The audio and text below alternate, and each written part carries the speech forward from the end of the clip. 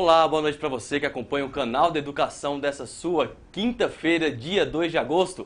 Nós estamos recebendo hoje os escritores João Bosco e Cristiane Sobral. Sejam muito bem-vindos. Boa noite, um prazer. Boa noite. Pois é, eles vão falar sobre um projeto que se chama Jornada Literária do Distrito Federal e perguntas já foram chegando aqui ao longo dessa semana. Eu começo dando meu primeiro boa noite e já fazendo a pergunta para o João Bosco. A Joana Maria quer saber o seguinte: em que consiste a jornada literária? A jornada literária consiste em 3 movimentos: vincular o livro, o leitor e o escritor. A gente vai às escolas, principalmente às escolas públicas.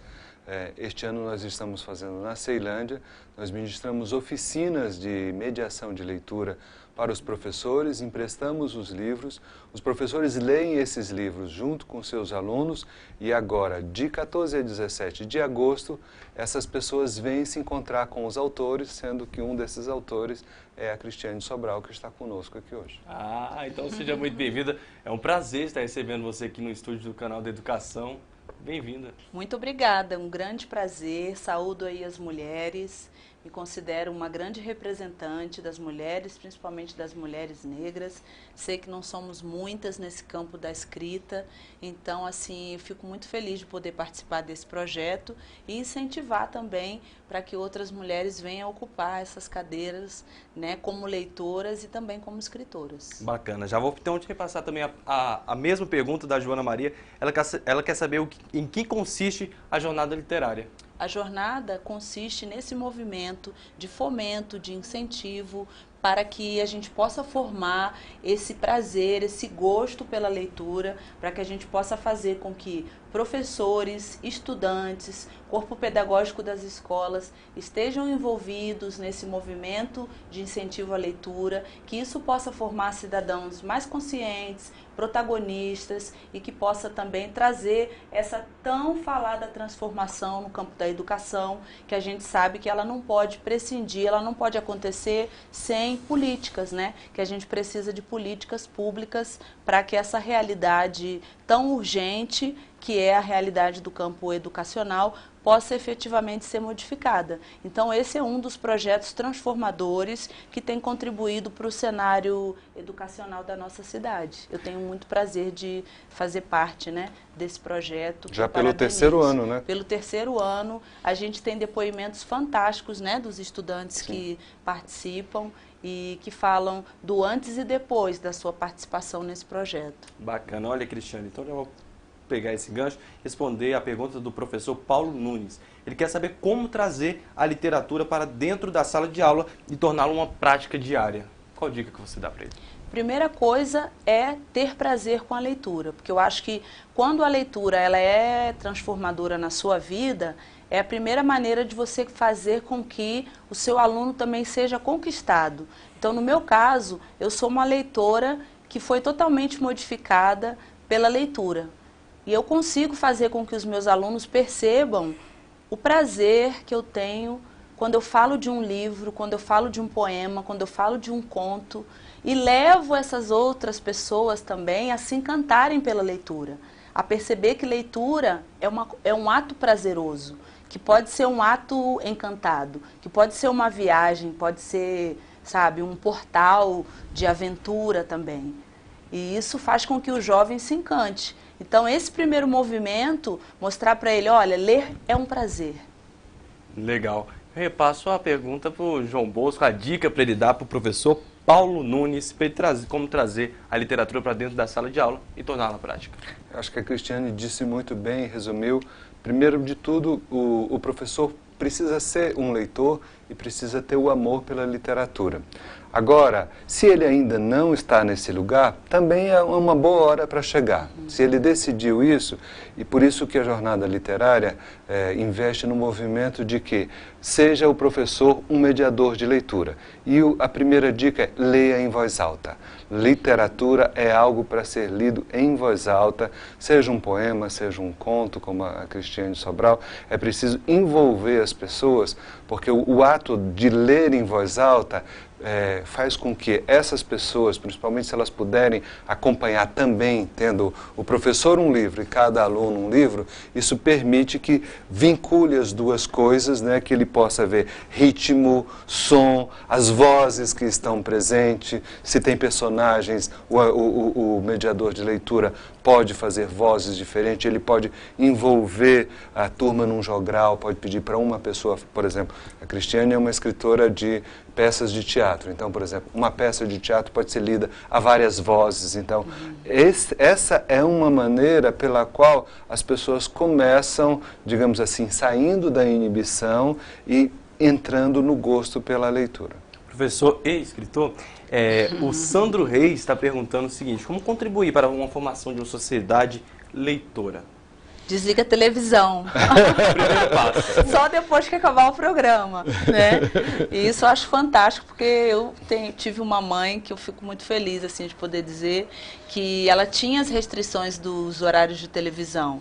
E isso facilitou com que a gente tivesse mais diálogo. E a leitura entrava nesse momento. Olha, agora é o momento do livro, agora é o momento da história, né? E a gente tinha essa oportunidade de conversar mais, de ouvir mais a voz do pai e da mãe dentro de casa por meio da leitura. Perceber que a mãe também podia ser engraçada, que o pai também podia ser engraçado, quando lia uma história pra gente. Então, acho que isso é um ato, né, que proporciona menos violência até na sociedade, quando a gente ousa pensar nesse movimento da leitura como um movimento de confraternização dentro do ambiente familiar, de menos bullying no espaço da escola, onde todo mundo pode, voz nós temos, mas onde a gente pode fazer com que essas vozes elas sejam de promover essa diferença que já tem no espaço escolar, mas que precisa aparecer mais, cada um com o seu jeito de ser, com a sua cara, com o seu, né? Então, precisa, a escola está precisando de trabalhar mais as diferenças. Professor? Uma sociedade leitora é formada, por isso que a Cristiane Sobral falou, o amor que uma família tem pela leitura. Livros disponíveis, livros assim, no nível que as crianças possam acessar, possam pegar, possam folhear. A gente forma uma sociedade leitora, por exemplo, com a presença de livrarias. Hoje a gente tem uma cidade onde há poucas livrarias e é por isso que a gente vem promovendo, por exemplo, a jornada literária, e a gente leva a jornada literária para o Gama, para o Paranoá e esse ano para a Ceilândia, porque as pessoas que moram nessas cidades, elas também precisam ter acesso ao livro nesse sentido físico mesmo, de olhar, de poder cultivar, e esse acesso que a gente está buscando, que é o acesso com o autor, porque é um momento mágico, assim, a gente permitir que, ou a gente propiciar que uma criança, um jovem, um adulto que lê um livro possa chegar, mas foi você que escreveu? Como assim? Me explica isso. Então, assim, essas são as nossas buscas de sociedade leitora. Brasília, esse ano, está indo bem, nós tivemos há pouco a Feira do Livro, teremos a Bienal, logo depois da Jornada Literária, talvez venha aí outros movimentos, tem o Livro Livre. Então, assim, a gente forma uma sociedade leitora demonstrando o nosso amor pela leitura e pelo livro. E qual o público-alvo? O público-alvo ele é formado principalmente pelos estudantes das escolas públicas, né? E eu acho que a gente fala muito de equidade quando a gente está fazendo esse movimento, porque, infelizmente, o livro ele é um objeto de luxo. Ele é algo muito caro ainda no nosso país. E a gente sabe que tem muitas famílias que não têm condição material ainda, né, de adquirir o livro, de levar o livro para casa, de poder comprar livro. Enquanto muitas famílias compram livro, mas o livro é um objeto de decoração, que também nem sempre esse livro ele é de fato lido para os filhos, outras famílias gostariam muito de poder ter acesso a esse livro. Então, quando a gente leva esse projeto para as escolas públicas, a gente está privilegiando essa acessibilidade cultural para essas crianças cujos pais trabalham muito, acordam muito cedo, chegam muito tarde em casa e muitas vezes não têm essa disponibilidade nem do tempo e nem da condição financeira de fornecer esse momento tão importante, né, para os seus filhos. Quais séries podem participar? de mamana caducando, como se diz em Minas Gerais. Então, assim, esse ano nós temos a jornada e a jornadinha. Então, as crianças da pré-escola, as crianças das creches estão sendo convidadas. Uma parte do trabalho é a nossa presença também nessas creches e nessas escolas. Então, nós teremos o pessoal das escolas classes, o pessoal das escolas, o Centro de Ensino Fundamental, o SED, do SENS, e teremos o ZEJA. Então, assim, a programação começa às 8h30 da manhã e segue até 10 horas da manhã e é aberta ao público. Mesmo. Qualquer pessoa pode chegar lá. Uma das apresentações da Cristiane será à noite, então a pessoa pode chegar lá no Teatro Sesc, a entrada é franca, né? Mas nós procuramos, exatamente pelo que a Cristiane falou, a falta de meios. Então o que a gente faz? A gente adquire um conjunto de livros, empresta para a sala de aula e no dia da jornada literária a gente conseguiu os recursos também para transportar os alunos. O ano passado, no Gama, a gente atendeu a 12 mil pessoas, né, nos dias da jornada. Então, a gente espera também atender uma boa quantidade de gente esse ano, desse jeito aí, com essa festa. E vamos ter música também, vamos ter músico acompanhando a interpretação dos textos, né, fazendo já uma leitura mais dramatizada. Eu sou também do teatro, sou atriz, então essa interpretação, não vou entregar o que vai acontecer, mas já vai ter, pra gente. Galera, vai ter aí todo também. um recurso assim mais dramático, né, com uma interpretação que a galera merece o que tem de melhor, né? Eu acredito tá vendo? que De sim. fato, de mamona caducando, para todo mundo aí. Bacana o projeto. E o que representa o apoio do sindicato para vocês? Olha, o Simpro representa um educador social desde sempre, um educador político e um educador cultural. Eu sou um escritor e também sou professor há muitos anos, então o Simpro vem promovendo ações culturais em música, em literatura, promovendo a carreira dos professores e escritores, né? Já faz um bom tempo. Então, nesse momento, para nós é fundamental chegar com essa publicidade, com isso aqui em cada escaninho de cada professor. Então, assim, o Simpro está nos favorecendo essa aproximação, graças à grande possibilidade que ele tem de entrar nas escolas.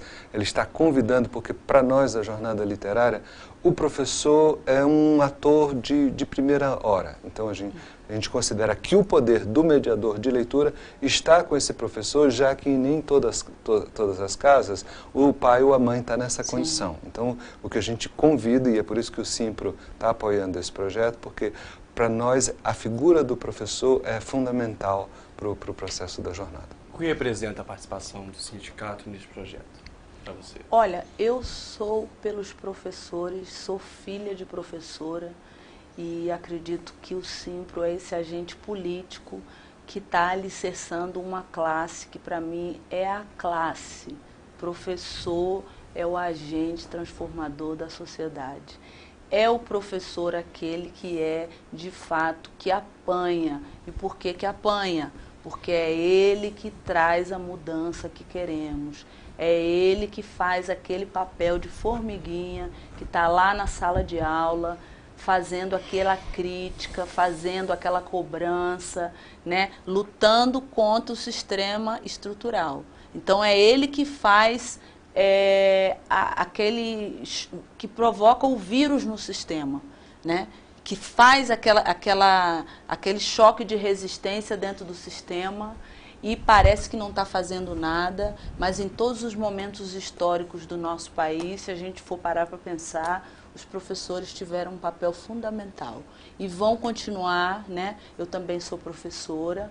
Muitas vezes a gente sabe que as transformações, elas sempre foram lentas, continuarão sendo, mas a resistência precisa estar onde está.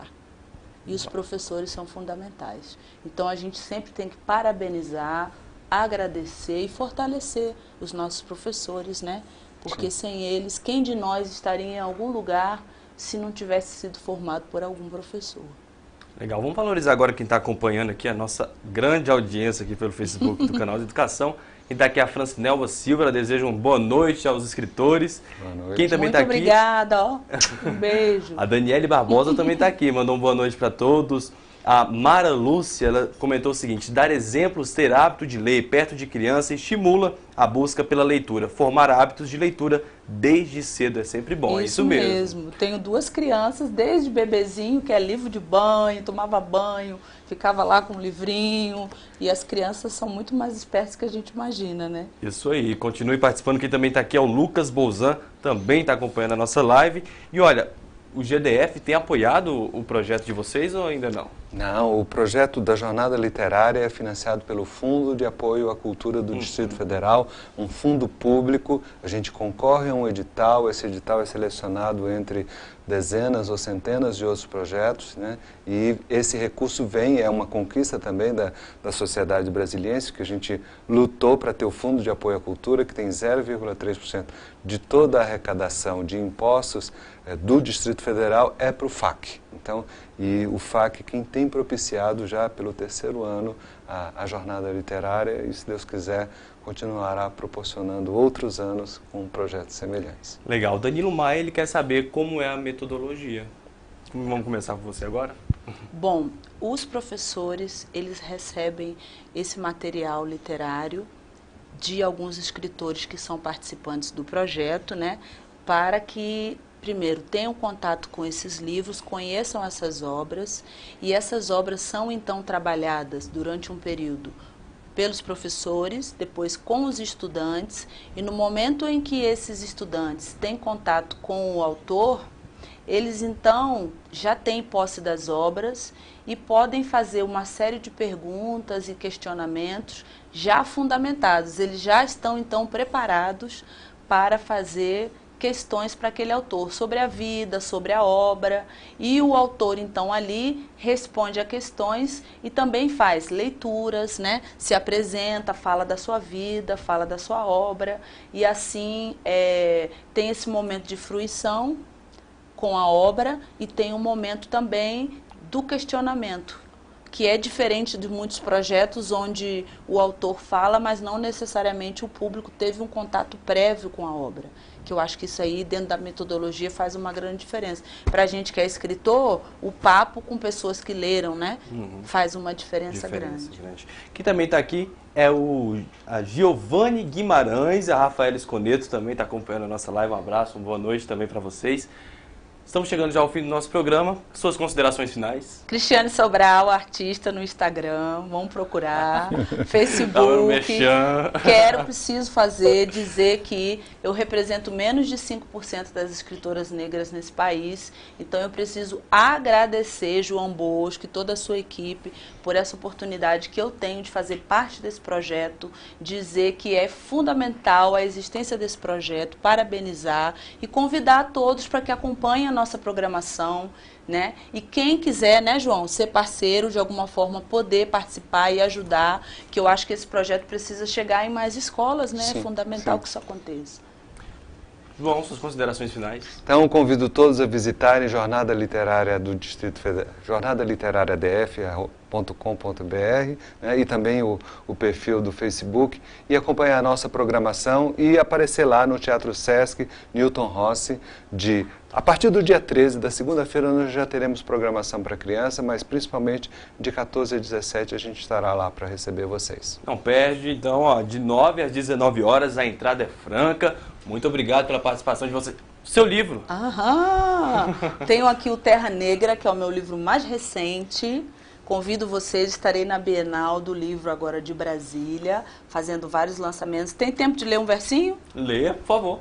Águas. A força das mulheres está no cheiro de terra molhada depois da chuva esperada. A força das mulheres está na terra arrasada, na planície devastada do sertão, erguendo-se em seu próprio pó. A força das mulheres um dia vai oceanar, jorrar gotas de esperança, irrigar a terra ferida. Toda mulher pode se encontrar em suas águas, toda mulher pode se encontrar nas águas do mar. Muito obrigada. Essa é a Cris, muito obrigado. Perfeito. Tem mais aí? Tem mais. Eu achei que o tempo então tem já tinha. bastante. Ela tem mais 2 livros seus também de sua... Eu tenho 5 livros publicados. 5 livros. Eu tenho aqui o Tapete Voador, que é um volume de contos, são 18 contos, com histórias bem instigantes. Espelhos Miradouros, Dialéticas da Percepção. É também um volume de contos, são 21 contos, 3 capítulos com 7 contos cada. Aqui tem toda uma proposta identitária.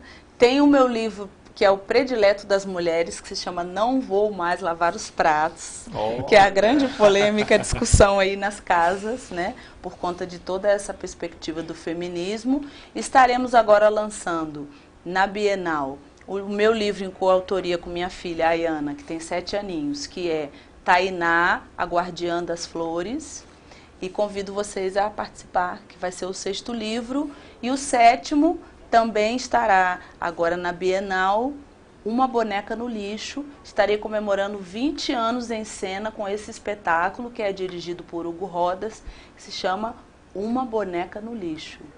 Aguardem, teremos muitas surpresas aí com esse espetáculo. 20 anos em cartaz é muita coisa, né? Coisa demais, olha. Não é à toa que a Giovana Guimarães está elogiando, lindo poema, parabéns aos escritores. Sim. O João também tem. Sim. Então, as crianças que forem lá, elas receberam esse livro, A Botija Encantada, né? E elas poderão se divertir com essa história.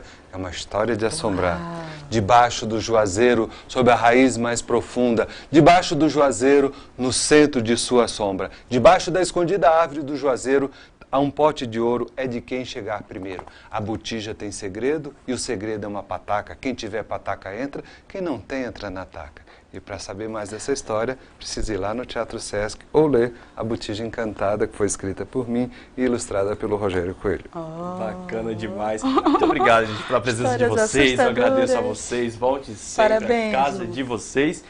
E agradecer a você também que acompanhou a Nilza, a Cristina, a Giovanni, a Maria Adriana, todos aqui, falando que vão comparecer sim. Então, são todos convidados. Este foi o seu canal de educação dessa sua quinta-feira. Na semana que vem tem mais, a gente traz outras novidades para vocês. Nos vemos em uma próxima. Tchau!